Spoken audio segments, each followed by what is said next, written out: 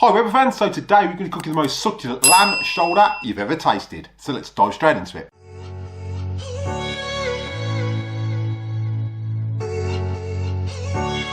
But don't forget everything used in the video today, there are links in the description below for the best place to get your Weber products. Make sure you check those out at the end of this video. Hi Weber fans, welcome back to the channel. So in today's video we're going to be cooking the most succulent, moist lamb shoulder you've ever tasted with a barbecue rub. Now there's a few things you're going to need, and first up you're going to need a water pan.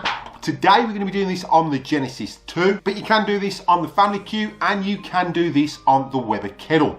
All you need is a little bit of room to allow it for that water pan to keep that temperature right down. So let's dive in and start making our rub.